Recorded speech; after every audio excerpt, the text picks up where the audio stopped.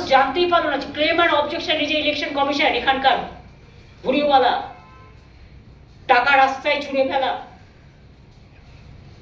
অনেক কেলেঙ্কারির নায়ক, আমি তার নাম বলছি না তার কারণ তার নামটা মনে আসতে আমার লজ্জা লাগছে।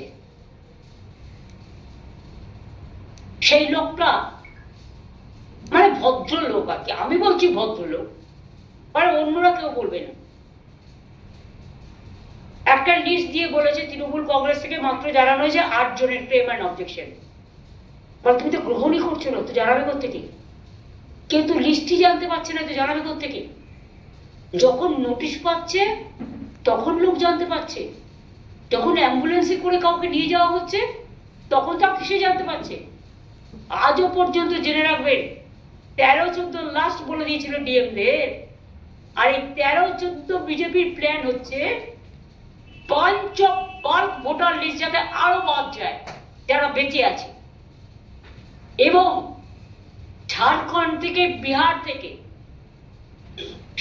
যেরকম বিহারে ভোট দিতে গিয়েছিল না রেলে করে, ভুলে যাননি নিশ্চয়ই আপনারা, সেই রকম বাংলায় যাতে ঝাড়খণ্ড থেকে ভোট দিতে আসে, উড়িষ্যা থেকে ভোট দিতে আসে, বিহার থেকে ভোট দিতে আসে, প্রত্যেকটা পুলিশ স্টেশন অনুযায়ী কোথাও বিএলও, কোথাও ইআরও, কোথাও ডিএম অফিস, কোথাও এসডিও অফিস, থ্রেট করে কোথাও 10,000 লোকের নাম একসাথে নিয়ে গেছে বাল্ক, যেটা ইল্লিগাল, করতে পারে না আরো জীবন্ত লোকেদের নাম বাদ দিতে। খাতড়ায় ধরা পড়েছে আনঅথরাইজ একটা BLA maximum as per election rule 7 জনের কমপ্লেন জমা দিতে পারে, তাহলে 9,000 10,000 কি করে নিয়ে যাচ্ছে?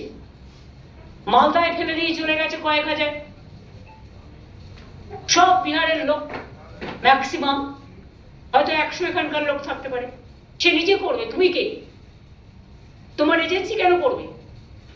তুমি আমার এজেন্সিকে অ্যারেস্ট করবে, তুমি আমাদের এজেন্সিকে ঘেরাও করবে, তুমি আমাদের এজেন্সিকে সব তছনছ করবে, আর তোমার এজেন্সি গিয়ে খাতড়ায় ধরা পড়েছ,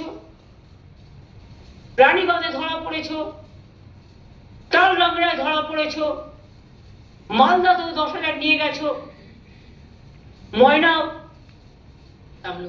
তমলুক ময়না সেখানেও কয়েক হাজার নিয়ে গিয়েছ, সব থানাতে নিয়ে গেছে। ব্যারাকপুরেও বড় নেতার ছেলে নিয়ে গেছিল, এগুলো তো আনঅথরাইজড, এগুলো উইদাউট ভেরিফিকেশন কেউ কি অ্যাকসেপ্ট করতে পারে? তাহলে বিএলআর ওদের কি প্রয়োজন ছিল তখন? এখন তো এগুলো হচ্ছে না।